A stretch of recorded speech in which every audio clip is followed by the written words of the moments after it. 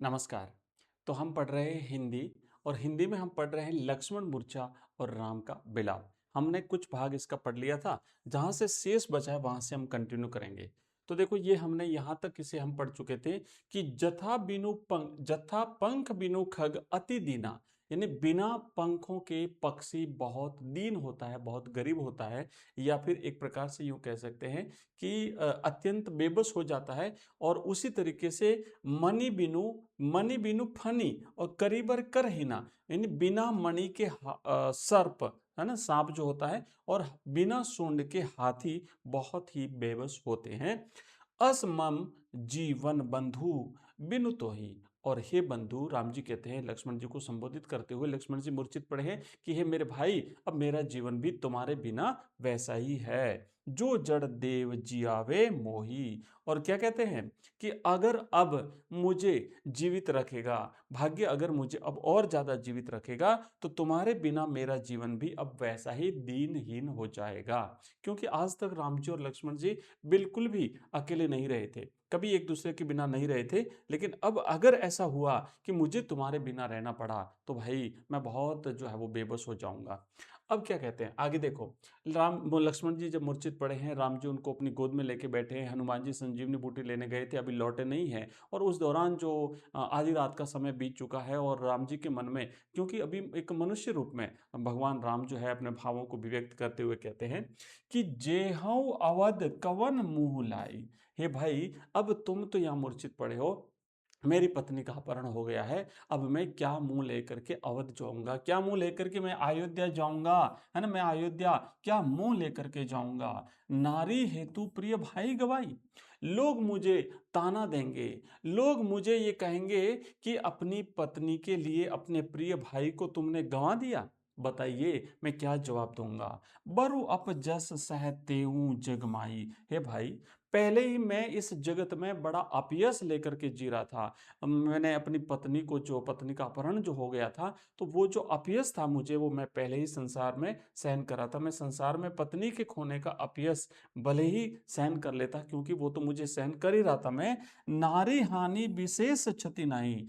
और वो जो अपजस था ना, उसको तो फिर भी मैं सहन कर लेता, कि क्योंकि क्योंकि पत्नी की हानि कोई विशेष हानि नहीं है। यहाँ पे ये बात कही गई है भाई तुलसीदास जी के द्वारा। आगे कहते हैं कि अब अपलोकूं सोकूं सुत तोरा। लेकिन अब तो और ज्यादा मेरा जो है वो है भाई, मेरा हृदय जो है वो और ज्यादा दुखी है, क्योंकि अब मैं तुम्हारा शोक कैसे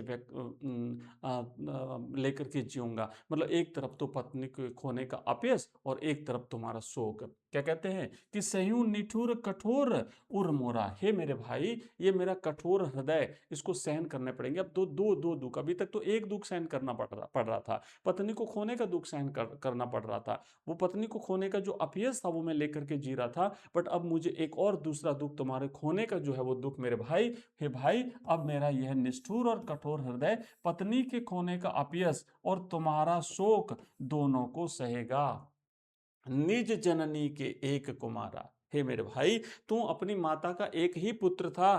तात तासु तुम प्राण आधारा, और तुम ही उनके प्राण था, तुम ही उनके प्राण थे। हे तात, तुम अपनी माता के एक ही पुत्र हो और उनके प्राणों के एकमात्र आधार हो। तुम उठ जाओ मेरे भाई, तुम अपनी आंखें खोलो। आगे क्या कहते हैं देखो।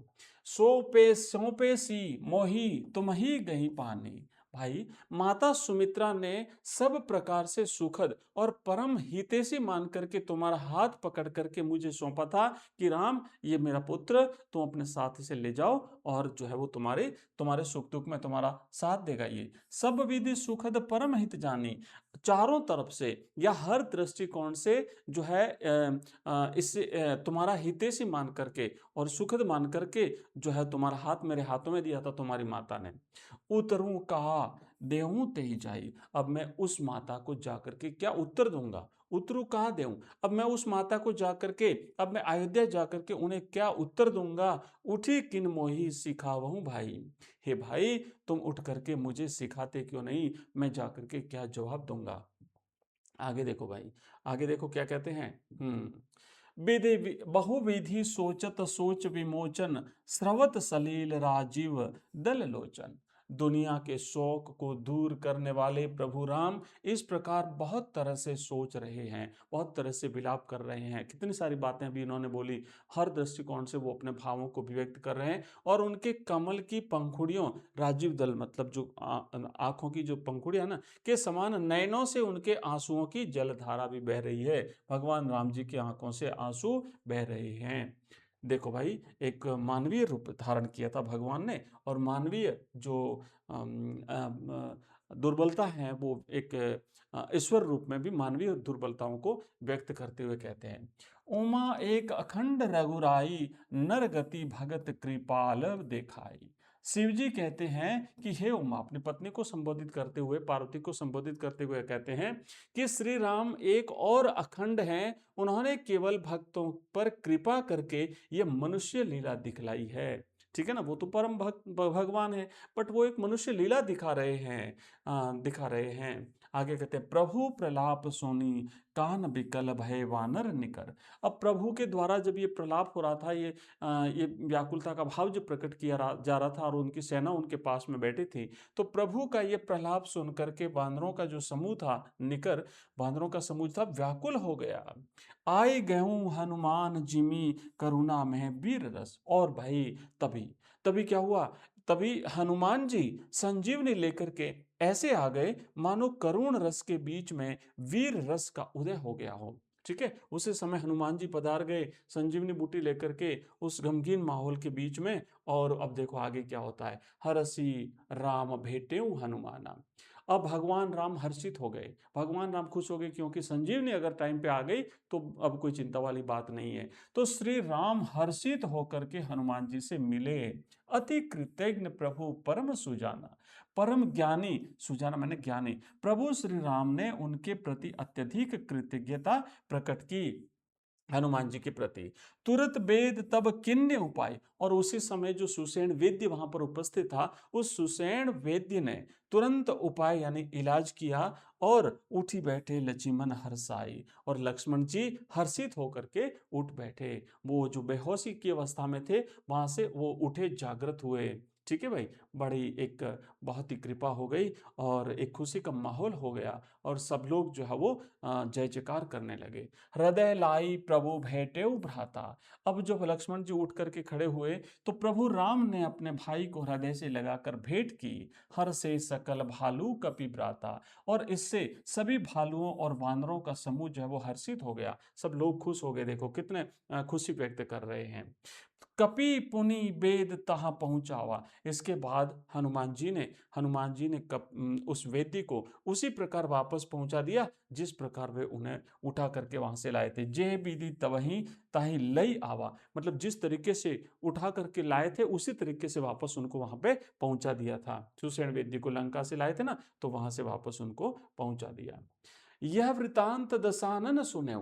अब जब ये वृतांत, ये पूरा घटनाक्रम, लक्ष्मण जी का मूर्छित होना, फिर वहां पे हनुमान जी संजीवनी लेने गए, संजीवनी लाई गई, और फिर हम लक्ष्मण जी का पुनः जो होश में आ जाना, ये पूरा वृतांत जब दशानन ने यानी रावण ने सुना, अति विषाद पुनि पुनि सिर धुने। और वो बहुत विषाद में आ गया, वो बहुत दुख में आ गया, और बार बार अपना सिर जो है वो धुनने लगा। जब रावण ने लक्ष्मण के जीवित होने का ये समाचार सुना, तो वो बहुत दुख में बार बार सिर धुनने लगा, यानी पश्चाताप करने लगा, ये कैसे हो गया, ये कैसे हो गया।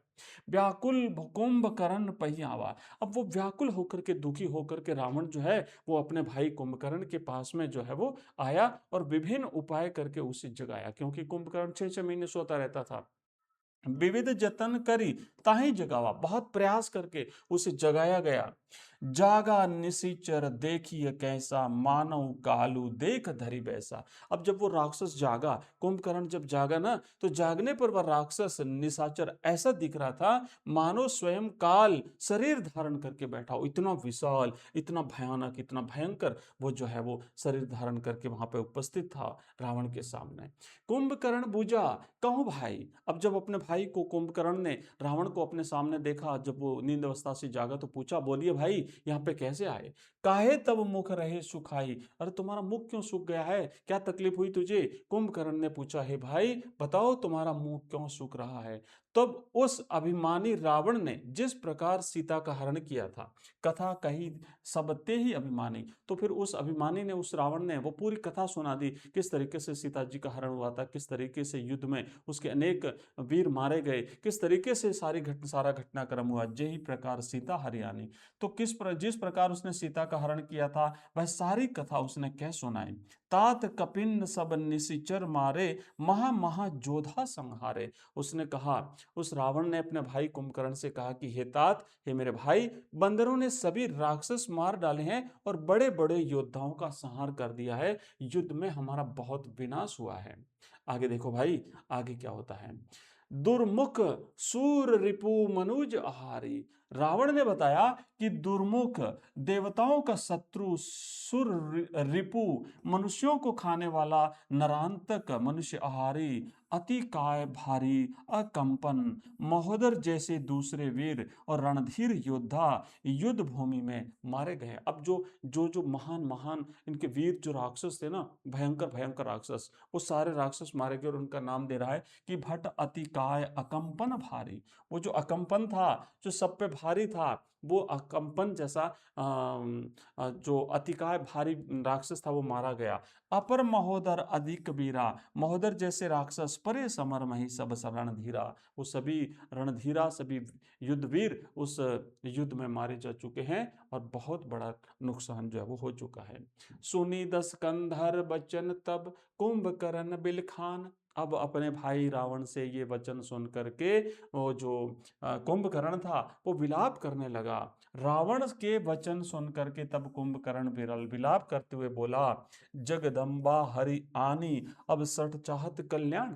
अरे मूर्ख, अपने भाई से कहा कि हे दुष्ट, हे सठ, हे मूर्ख, साक्षात जगदम्बा का हरण करके और अब तू अपना कल्याण चाहता है ना? सीता जी का, माता सीता का हरण करके तुमने इतना पाप किया और अब भी तू अपना कल्याण चाहता है। तो प्यारे बच्चों, ये था लक्ष्मण मूर्छा और राम का विलाप, तुलसीदास जी के द्वारा रचित। ये पाठ हमने कंप्लीट कर दिया। अब इस पाठ के नेक्स्ट हम प्रश्न उत्तर करेंगे और इसी तरीके से हमारी जो बाकी क्लासें हैं, अलग अलग सब्जेक्ट की, वो क्लासें आपको मिलती रहेगी। तो कैसी लगी ये क्लास आप मुझे बताइए। प्रिय विद्यार्थियों, आपका फीडबैक मेरे लिए बहुत इंपॉर्टेंट है। मिलते हैं अगली क्लास में, तब तक ऐसे ही पढ़ते रहिए, आगे बढ़ते रहिए। धन्यवाद।